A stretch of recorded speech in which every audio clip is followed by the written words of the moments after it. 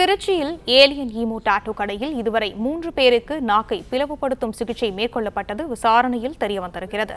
இதை பற்றின மேலும் விவரங்களை தருகிறார் நமது செய்தியாளர் முனாஃப். வணக்கம். விவரங்கள் என்ன பகிரலாம்? திருச்சியில் டாட்டூ கடையை வைத்து நாக்கை பிளவுபடுத்திய விவகாரம் தொடர்பாக மருத்துவத்துறை குழு அமைத்தது.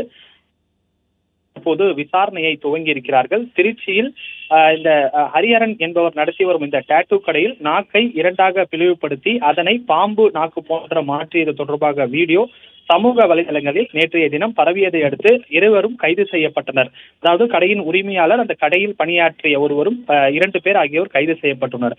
இந்த விசாரணையில் ஒரு சில தகவல்கள் தற்போது கிடைக்கப்பட்டிருக்கிறது. அதில் குறிப்பாக இந்த டாட்டூவை கையில் போடுவதற்கு ரூபாய் 3 லட்சம் வரை இதுவரை வாங்கியுள்ளதாக கூறப்பட்டிருக்கிறது. அதே போல சாதாரணமாக டாட்டூ போடுவதற்கும் உயரக டாட்டூ போடுவதற்கும் 3000 முதல் 10,000 வரை வசூலித்திருப்பதாக தகவல்கள் தெரிவிக்கப்பட்டிருக்கிறது. அது மட்டும் இல்லாமல் 30,000 முதல் 50,000 வரை இதுவரை 3 பேருக்கு இந்த நாக்கை பிரிவுபடுத்தும் சிகிச்சையை மேற்கொண்டுள்ளதாகவும் மருத்துவத்துறை அதிகாரிகளின் விசாரணையில் தெரிவிக்கப்பட்டிருக்கிறது.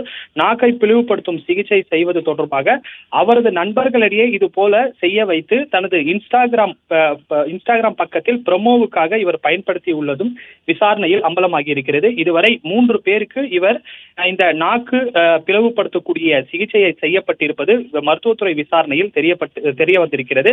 மேலும் டாட்டூ குத்த ஒரு தொகையும், அதே போல இந்த ரீல்ஸ், இன்ஸ்டாகிராம் போன்ற பக்கங்களில் இந்த வீடியோக்களை பதிவிடுவதற்கு ஒரு தொகையும், தோடுகள் குத்துவதற்கு ஒரு தொகையும் என 3 தொகையாக பிரித்து வசூலித்திருப்பது தெரிய வந்திருக்கிறது.